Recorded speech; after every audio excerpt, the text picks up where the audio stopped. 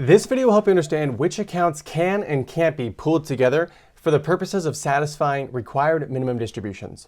If you don't know who I am, my name is Chris Dime. I'm a financial planner out of Edmonds, Washington, and I specialize in working with folks to and through retirement. One very important planning topic for retirees are required minimum distributions. These are the mandatory withdrawals one must make from their pre-tax retirement accounts once that person ages into their early to mid-70s. And if you have one pre-tax retirement account, well then figuring out which account to pull the required minimum distribution from is not that complicated. However, what if you have multiple different IRAs, multiple different pre-tax retirement accounts, maybe an old 401k, old 403b, and an IRA? In those circumstances, it can get a little bit complicated as to which accounts you can pull from for satisfying your annual required minimum distribution. And so in today's video, I'll clarify which accounts can be pooled together and which accounts cannot. So let's jump in. So at a high level, if you're old enough, and we'll cover what that means in a quick second, you will need to take out at least one annual required minimum distribution from your pre-tax retirement accounts. Some accounts can be pooled together, some accounts cannot. Required minimum distributions are based on the balance of the particular account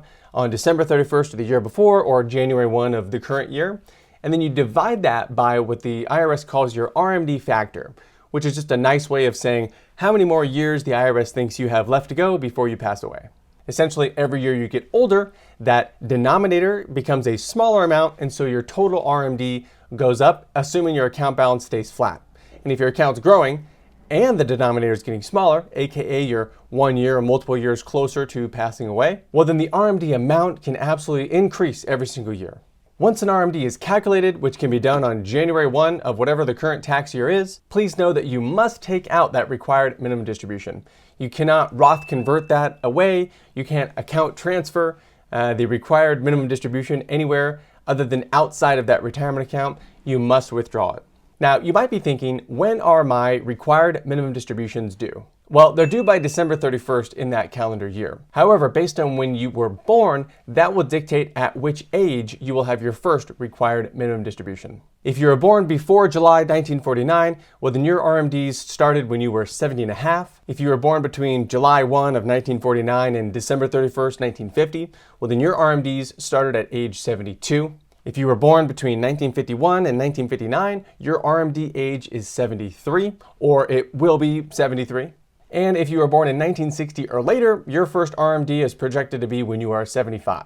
The reason for all that confusion is the legacy model of when RMDs were due was 70 and a half. Then the Secure Act pushed it to like 72. Then the Secure Act 2.0 pushed it even further. And odds are, as people continue to live longer, the RMD age will continue to get pushed further down the line. Now, why are RMDs a problem? Well, ultimately, if the amount of money the IRS says you must take out of your pre-tax retirement account exactly matches what your financial plan says in a perfect world you would take out, well then RMDs aren't a problem for you. Other than, of course, if you miss a particular deadline. Then you'll pay a 25% penalty tax on the amount of RMD you did not take out. If the RMD perfectly matches what you want to take out of the account, well then you have achieved nirvana and this is not a problem. However, for other folks who might have saved more than what they particularly need out of this pre-tax retirement account, and the IRS forces them to take out a distribution from that account, well, by definition, they'll be paying a higher proportion of that distribution at a marginal income tax rate than ideally they would have otherwise distributed the money out at. Now, of course, if you're in the highest possible tax bracket, well, then I guess it doesn't really matter because everything's going to be taxed at that level. But it actually would hinder the growth because money inside of a pre-tax retirement account grows without taxes. And by definition, the longer you can have money compounding inside of an environment where there are no capital gains taxes or income taxes, that account grows higher. So by having a required minimum distribution permanently remove that money from a pre-tax retirement account, that money no longer gets to grow in a tax-favored environment, which ultimately down the line just means you have less wealth to accumulate because more of it is going to taxes in the form of capital gains, income taxes, etc. In addition, there's a whole host of problems for folks in retirement who are pulling out more income than they need from a pre-tax retirement account, not just the taxes they'll owe on that additional income, but also if they are on the cusp of violating an IRMA bracket for income, well now they're going to pay more for Medicare than everybody else. In addition, your Social Security income is based on what's called a provisional income tax calculation. And the more income you pull out of an IRA, the higher your income looks to the IRS, and therefore more of your Social Security paycheck can be pulled back into your total income taxes And ultimately, you'll pay more in income taxes on your Social Security paycheck than you otherwise would have. Now, there are some strategies you can execute ahead of time to mitigate the impact of these taxes, whether you're multiple years ahead of time or if you're currently pulling RMDs.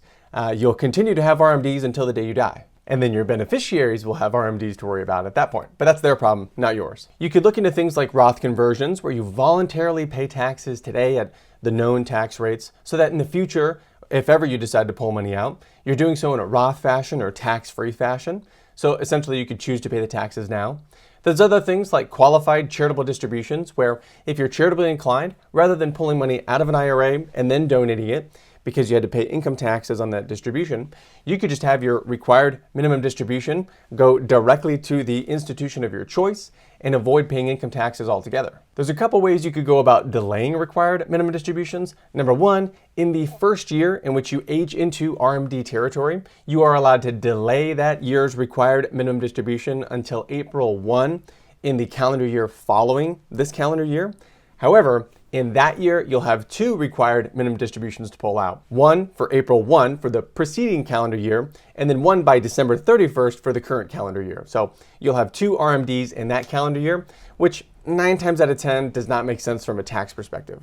And I suppose lastly, if you know RMDs are coming down the line, you could roll your pre-tax retirement accounts into your current company's 401k plan. As long as you're not more than a 5% owner of the employer to which you work, then you are allowed to delay required minimum distributions for any of the money inside your 401k plan until the day you stop working at that employer. All right, so let's fast forward and say you're already pulling required minimum distributions and/or you know that they're going to be a problem down the line. Now we have to game plan how we're going to deal with these future required minimum distributions. Well, as I mentioned at the very beginning of the video, if you only have one IRA, this is not that hard of a strategy. You ultimately have one account to pull the required minimum distribution out of. If you have 2, 3, 4, 5 different IRAs, if you have 1,000 different IRAs, you're allowed to pool all the IRAs together, do your required minimum distribution calculations, and then take all the money out of one IRA should you choose. You're allowed to aggregate all the IRAs together. And that includes SEP IRAs, traditional IRAs, simple IRAs. You can combine all of them together. On the surface, this doesn't sound like that awesome of a strategy, but in reality, it can be very helpful if, let's say, there's some illiquid positions in one IRA and you want to take money out of another IRA. Let's say one IRA is invested in, real estate, or it's in a highly illiquid security of like an alternative investment or something like that. But your other IRA is invested in your classic, index funds, right? You are allowed to pull all of your 2024 required minimum distribution out of the more liquid IRA and leave alone the illiquid IRA. Now, what if you have an old pre-tax 401k and an IRA? Well, unfortunately, you can't combine these 2 tax types of accounts together. They're both pre-tax accounts and they both have required minimum distributions, but the IRS sees them as separate, so you'll have to calculate your 401k's RMD and you'll have to calculate your IRA's RMD, which are going to be different numbers, and then pull out the correct amount of RMD from both types of accounts. Even if you have multiple different 401ks, you can't actually combine those together either. Every 401k has its own required minimum distribution, and every 401k needs to distribute set amount of RMD. Same with like 457B plans, deferred compensation plans. You can't pool those together either. All of them have their own calculation and their own distribution that needs to happen. But what about 403Bs? Well, these are unique. You can actually pool together all your 403B plans and pull out your annual required minimum distribution from one of the 403Bs if you want to. Now, you can only combine 403Bs with other 403Bs and aggregate those. You can't combine 403Bs and IRAs and aggregate those. Doesn't work that way. Last type of account you might be thinking of are Roth accounts, whether Roth IRAs, Roth 403Bs, Roth 457Bs, Roth 401ks, etc. As of the Secure Act 2.0, there are no longer Roth required minimum distributions from any employer-sponsored plans. And this might sound a little funky because even on the IRS website, it still says you have to pull out a Roth 401k plan, but that's probably in reference to calendar year of 2023 or earlier. Moving forward for 2024 and beyond, there are no required minimum distributions for any account that has a Roth in front of it. And just to reiterate one more time, if you know you have an RMD due in this calendar year, you cannot Roth convert that money away. You cannot do an indirect rollover for that required minimum distribution and have it count. You must pull out that money. So if you're forecasting RMDs to be a problem in the future, you might want to start planning ahead of time to mitigate the taxes associated with the RMDs. Okay, so from a calls to action standpoint, do the math, figure out how big of a problem required minimum distributions are going to be for you.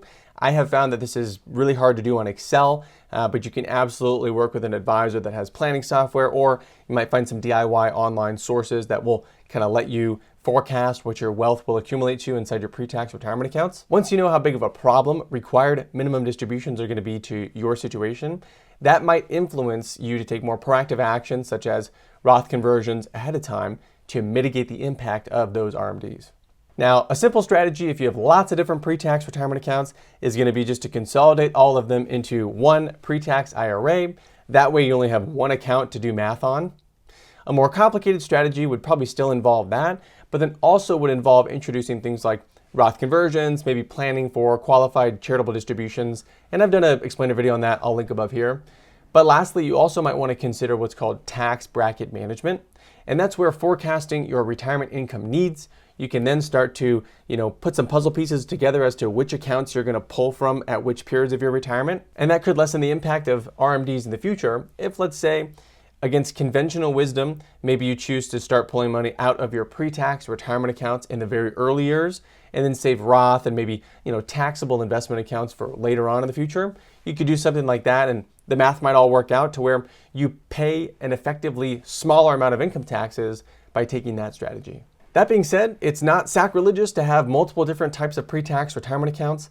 There just probably should be a good rhyme or reason. And generally, when I've met people that have lots of different accounts that are the same tax type, there's not really a huge rhyme or reason to why that is. But as long as you have one, then you're in the clear. So hopefully that was helpful. If you have further questions, drop them in the comments below or get in touch on the website. We'll help you get squared away. Have an awesome rest of your week, and we'll talk to you later. Bye.